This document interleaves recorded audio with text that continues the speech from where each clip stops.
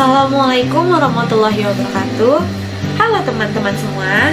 Perkenalkan, nama saya Zia Fadila Rahma dengan NIM 57. Kali ini saya akan membahas sedikit-sedikit tentang materi yang telah dipelajari dengan mata kuliah Bahasa Sastra dan Indonesia. Untuk pembahasan pertama, saya akan membahas tentang kata abstrak dan kata konkret. Sebelumnya, saya akan membahas tentang nomina atau kata benda itu sendiri dulu ya teman-teman.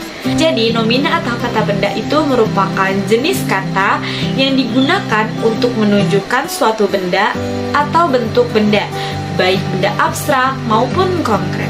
Misalnya, kata kekuatan yang tentu bisa diterapkan pada kekuatan benda yang tidak bernyawa, seperti tembok. Nah, itu dia arti dari nomina atau kata benda. Kemudian, saya akan menjelaskan tentang perbedaan kata benda konkret dengan kata benda abstrak.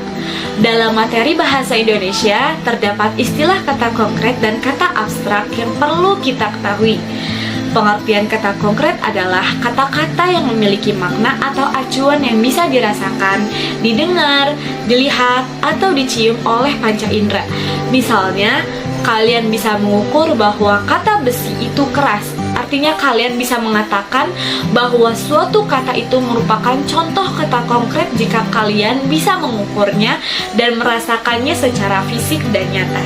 Sementara itu, pengertian kata abstrak kebalikan dari kata konkret. Kata konkret merupakan kata yang acuannya semakin mudah dipahami dan diserap oleh panca indera, sementara abstrak yaitu sebuah kata yang sulit dipahami oleh panca indera.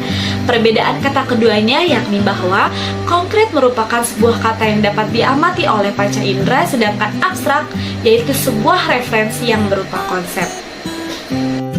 Next, ke pembahasan kedua, yaitu identitas diri. Identitas diri adalah kesadaran individu untuk menempatkan diri dan memberi arti pada dirinya sebagai seorang pribadi yang unik, serta memiliki ciri-ciri berbeda dengan kelompoknya. Karena memiliki keyakinan yang relatif stabil, serta memiliki peran penting dalam konteks kehidupan masyarakat. Jadi, identitas diri itu bisa berisi atribut fisik, keyakinan, tujuan, harapan, prinsip moral, maupun gaya sosial, teman-teman. Menurut Kamus Besar Bahasa Indonesia, nama diri itu adalah nama untuk menyebut diri seseorang, benda, tempat tertentu, dan lain-lain. Menurut Kerr menyatakan bahwa kata sapaan adalah kata-kata yang digunakan untuk menyapa, menegur, atau menyebut orang kedua atau orang yang diajak bicara. Teman-teman di sini pasti punya teman sebaya ataupun teman sejawat kan? Jadi, teman sejawat atau teman sebaya itu merupakan hubungan antara dua orang atau lebih yang saling mempercayai untuk bertukar informasi. Jadi, teman sebaya itu sangat mempengaruhi perilaku seseorang untuk melakukan hal yang sama satu sama lain atau saling berkaitan. Sementara, status sosial itu kedudukan yang dimiliki oleh seseorang yang dipengaruhi pada kehidupannya baik dalam lingkungan keluarga maupun lingkungan masyarakat. Next, ke cara penulisan gelar umumnya bisa di depan atau di belakang nama. Contohnya seperti Maijen, Tito, Suparto, S, PD. Maijen Tito Suparto SPD. Setiap singkatan gelar itu harus diawali dengan kapital dan diakhiri dengan titik, kecuali untuk gelar profesi yang tertentu, seperti dokter, yaitu DR. Kemudian, koma digunakan setelah menulis nama penyandang dan dilanjutkan dengan singkatan gelar. Contohnya, Lira Resmana, S, H besar. Lira Resmana SH.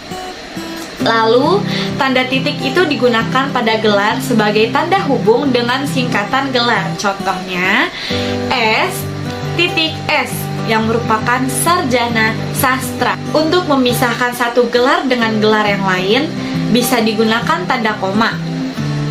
Contohnya, Mila, Asma, koma, S titik S titik koma M titik PD. Mila Asma SSMPD. Sedangkan cara penulisan gelar diploma ataupun profesional untuk D1 A titik P yang berarti profesional ahli pertama. Untuk D2 disingkat A titik MA yang berarti profesional ahli muda. Untuk D3 disingkat A titik MD yang berarti profesional ahli madya. Dan untuk D4 yaitu sarjana sains terapan STR. Kalimat sapaan. Kalimat sapaan adalah kalimat yang digunakan saat bertegur sapa dan berinteraksi dengan orang lain. Jadi sapaan itu biasanya merupakan kalimat tanya ataupun kalimat seru sederhana. Setiap kata sapaan itu digunakan berpengaruh terhadap peristiwa percakapan. Lalu hubungan sosial antar pelaku percakapan itu merupakan hal yang menjadi faktor utama yang berpengaruh terhadap pemilihan kata sapaan yang digunakan, teman-teman. Jadi kata sapaan itu yang digunakan yang pertama untuk penghargaan dan penghormatan terhadap yang lebih tua. Yang kedua, penghargaan dan penghormatan terhadap profesi. Yang ketiga, kedudukan penyapa dengan orang yang disapa. Yang keempat, memuat unsur pujian. Yang kelima, memuat unsur rasa memiliki. Yang keenam, latar belakang daerah tempat tinggal. Yang ketujuh, situasi formal dan non-formal. Yang kedelapan, kedekatan penyapa dengan orang yang disapa. Dan yang terakhir yaitu situasi perasaan. Dialog, prolog, dan epilog. Sebelum membahas dialog, prolog, dan epilog, terkait dengan bahasa drama itu merupakan hal yang perlu diperhatikan ya teman-teman. Yang diperhatikan, kalimat yang digunakan itu harus komunikatif dan efektif. Yang kedua, dialog itu harus ditulis dengan ragam bahasa yang tepat sesuai dengan siapa yang berbicara dan tempat pembicaraan itu berlangsung dan masalah yang dibicarakan. Dan yang ketiga itu harus bisa membedakan dengan jelas antara prolog, epilog, dan dialog. Nah, di sini saya akan menjelaskan tentang prolog, epilog, dan dialog. Teman-teman ada yang udah tahu belum? Apa sih prolog itu? Jadi, prolog itu merupakan kata pendahuluan dalam lakon drama. Prolog itu memainkan peran yang besar dalam menyiapkan pikiran penonton agar dapat mengikuti cerita yang akan disajikan. Itu sebabnya prolog itu sering berisi sinopsi lakon, perkenalan tokoh-tokoh, dan pemerannya, serta konflik-konflik yang akan terjadi di panggung. Setelah ada prolog, ada epilog. Epilog itu adalah kata penutup yang mengakhiri pementasan. Jadi isinya itu biasanya berupa simpulan atau ajaran yang bisa diambil dari tontonan drama yang baru disajikan. Setelah prolog dan epilog, pasti ada dialognya dong. Nah, dialog itu adalah percakapan para pemain. Jadi di dialog itu memerankan peran yang amat penting karena menjadi pengaruh lakon drama. Artinya, jalannya cerita drama itu diketahui oleh penonton lewat dialog para pemainnya.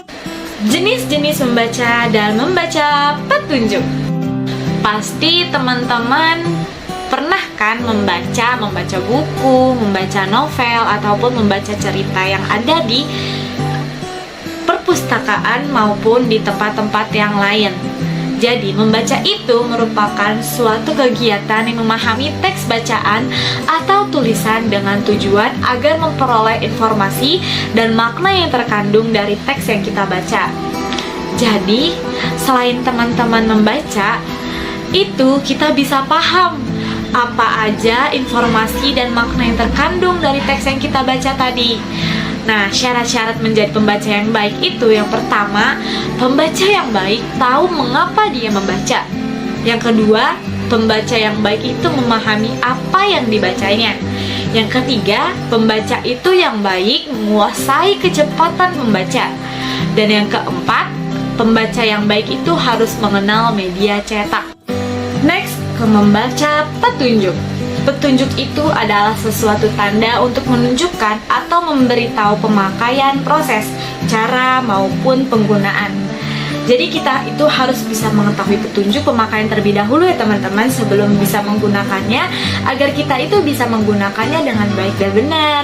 Jadi suatu petunjuk itu dianggap baik apabila petunjuk berisi instruksi yang jelas, singkat, sistematis, operasional, dan bersifat membimbing. Jadi petunjuk itu juga harus bisa tertulis dalam bahasa yang lebih baik dan juga yang benar, serta bersifat komunikatif, karena penilaian suatu petunjuk itu diarahkan kepada isi dan bahasa petunjuk. Nah, membaca yang baik itu punya tata caranya loh teman-teman.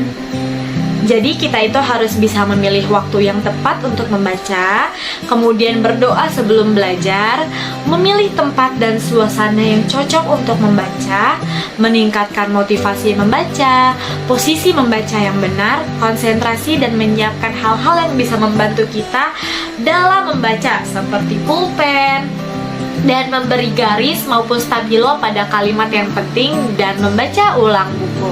Next, ke membaca puisi.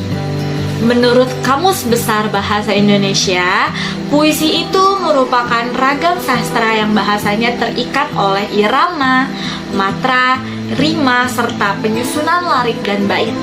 Puisi itu bisa diartikan sebagai gubahan dalam bahasa yang bentuknya dipilih dan ditata secara cermat. Jadi, seorang pembaca puisi itu harus memperhatikan teknik vokalisasinya, artikulasinya, intonasinya, penghayatan atau penjiwaan, ekspresi dan penampilan, dan juga gaya dalam pembacaan puisi, agar puisi itu bisa tersampaikan dengan baik dan dipahami oleh pendengar. Teman-teman waktu kecilnya pasti pernah kan menulis tegak bersambung, kayak waktu pas zaman-zaman TK, zaman-zaman SD, pasti kita pernah kan menulis tegak bersambung. Nah, jadi menulis tegak bersambung itu kegiatan yang menghasilkan huruf yang saling bersambung yang dilakukan tanpa mengangkat alat tulis.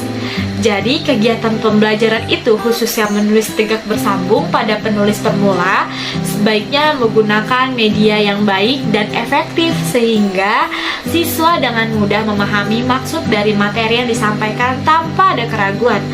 Karena dengan menggunakan media, siswa bisa tahu dan bisa langsung melihat bagaimana sih cara menuliskan huruf tegak bersambung dengan baik. Nah, menulis huruf tegak bersambung itu memiliki banyak manfaatnya bagi anak-anak loh teman-teman. Jadi kalau teman-teman punya adik ataupun saudara yang masih kecil, itu banyak banget manfaatnya loh. Salah satunya bisa mengembangkan motorik halus siswa, karena dalam menulis tegak bersambung itu dibutuhkan koordinasi gerakan jari-jari tangan. Selain itu, manfaat menulis tegak bersambung bisa merangsang perkembangan motorik anak, menulis lebih cepat, dan tulisan yang dihasilkannya lebih indah dan rapi. Nah, dalam menulis tegak bersambung itu ada langkah-langkahnya loh. Yang pertama, siswa itu memegang pensil dengan benar, dan pensil dipegangnya itu tegak dan tidak boleh miring ke kanan ataupun ke kiri. Yang kedua, siswa menuliskan huruf dengan benar. Huruf yang dituliskan sesuai dengan bentuk huruf tegak bersambung. Misalnya, bagai bentuk huruf A besar A kecil, B besar B kecil, C besar C kecil, dan seterusnya. Kemudian, ukuran setiap hurufnya dari ke atas dan ke bawah garis ditulis dengan tepat. Kemudian, siswa menuliskan huruf dengan tegak lurus, tidak boleh miring ke kanan dan tidak boleh miring ke kiri. Next, membahas tentang ringkasan. Ringkasan itu merupakan penyajian yang lebih singkat dari suatu karangan asli dan juga tetap, dan mempertahankan urutan isi serta sudut pandang pengarang asli, dan terikat dengan penulisan yang formal serta melalui proses panjang. Parafrase. Parafrase itu adalah penguraian kembali suatu teks atau karangan dalam bentuk atau susunan kata yang lain dengan maksud menjelaskan maknanya yang tersembunyi. Jadi parafrase itu bisa dilakukan dengan cara pengubahan susunan kata, penggantian kata dengan kata lain yang sinonim atau sama maknanya, atau penyingkatan kalimat. Dalam pembuatan parafrase itu punya langkah-langkahnya loh teman-teman. Yang pertama, mengartikan kata yang sulit. Yang kedua, mengartikan kata yang sengaja dihilangkan penulisnya. Yang ketiga, menambah tanda baca. Yang keempat, menyusun dalam bentuk kalimat yang membentuk paragraf. Dan yang kelima, membaca teks keseluruhan. Surat resmi dan pribadi. Sebelum membahas ke surat pribadi, saya ingin membahas tentang surat resmi dulu, teman-teman. Surat resmi itu merupakan surat yang digunakan untuk keperluan resmi maupun formal. Nah, dalam membahas tentang surat resmi itu, kita perlu memenuhi beberapa ketentuan. Yang pertama, bahasanya yang digunakan harus benar atau baku yang sesuai dengan kaidahnya. Yang kedua, isi suratnya dinyatakan secara ringkas, jelas, dan tidak terbelit-belit. Yang ketiga, penulisan yang benar disusun dengan teknik menyusunan surat yang benar. Yang keempat, bahasanya baku. Dan yang kelima, bahasanya harus efektif. Macam-macam surat resmi. Yang pertama ada surat keputusan, surat permohonan, surat perintah, surat kuasa, surat panggilan atau undangan, dan surat edaran. Nah, struktur surat resminya ada kepala surat, tanggal surat, nomor surat, lampiran, perihal surat, alamat surat, salam pembuka, isi, salam penutup, jabatan tanda tangan, tembusan nama jelas, juga inisial. Selanjutnya ke surat pribadi. Surat pribadi itu surat yang bersifat personal maupun tidak resmi. Nah, dia tuh bebas menggunakan bahasa sehari-hari dan berisi masalah-masalah pribadi. Surat pribadi itu memiliki beberapa tujuan, diantaranya yaitu menanyakan kabar, memberitahukan keadaan, memberikan undangan, dan menyampaikan pesan.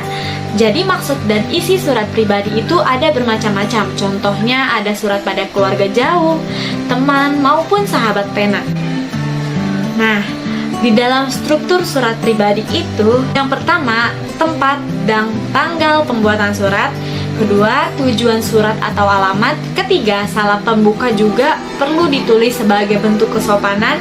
Keempat, pembuka surat atau paragraf pembuka. Yang kelima, bagian isi surat. Dan yang terakhir yaitu salam penutup. Di bagian akhir itu di bagian surat itu harus selalu ada ya, teman-teman. Formulir dan kwitansi. Formulir itu adalah kertas yang dicetak sesuai dengan format yang telah ditentukan. Format tersebut diisi sesuai dengan jenis informasi yang diperlukan oleh orang maupun perusahaan yang membuat formulir tersebut. Nah, formulir itu berfungsi untuk mengumpulkan informasi tertentu, mengumpulkan dan merekam data sebagai bukti untuk pertanggungjawaban, dan juga meminta dan mencatat suatu tindakan sebagai media komunikasi baik antar individu maupun antar individu dengan perusahaan. Nah, macam-macam formulir itu ada dua, yaitu formulir intern, contohnya tiket-tiket biaya, formulir pengeluaran, order-order pabrik, permohonan bahan-bahan, data mengenai penjualan, keterangan mengenai hasil pekerjaan pegawai. Dan yang kedua yaitu ada formulir ekstern, contohnya order pembelian, faktur, memo kredit. Next ke kwitansi. Kwitansi adalah sebuah dokumen atau berkas yang menjadi alat bukti transaksi pembayaran atau penerimaan sejumlah uang. Nah, kwitansi itu dikeluarkan dan ditandatangani oleh pihak penerima uang, kemudian diserahkan kepada pemberi uang atau dalam hal ini orang yang melakukan pembayaran. Macam-macam kwitansi, contohnya ada kwitansi transaksi produk, kwitansi bukti pembayaran, kwitansi transfer uang, kwitansi cash receipt, kwitansi serah terima uang. Yang terakhir tentang pidato. Menurut Dedi Setiawan, beliau mendefinisikan bahwa pidato itu merupakan berbicara di depan umum untuk menyampaikan ide, gagasan, dan pikiran yang direncanakan ataupun yang tidak direncanakan. Dan pidato itu merupakan keterampilan berbicara loh, teman-teman. Hal yang harus diperhatikan dalam membuat teks pidato, yang pertama itu ada pendahuluan dan juga pembukaan. Bagian itu berisi sambutan, ucapan terima kasih, ucapan syukur, dan kalimat sapaan. Yang contohnya itu kata sambutan ini untuk kepala sekolah maupun tamu undangan. Yang kedua itu ada isi. Bagian itu berisikan permasalahan ataupun inti yang ingin disampaikan. Contohnya penyampaian tentang pentingnya berolahraga. Dan yang ketiga yaitu penutup. Bagian itu berisikan harapan dari penulis suatu orator kepada pendengar. Contohnya, penulis berharap jika pendengar mendapatkan manfaat dari pidatonya. Nah, itu tadi pemahaman yang telah saya dapatkan tentang matkul Bahasa Sastra dan Indonesia. Jika salah kata, saya mohon maaf. Wassalamualaikum warahmatullahi wabarakatuh.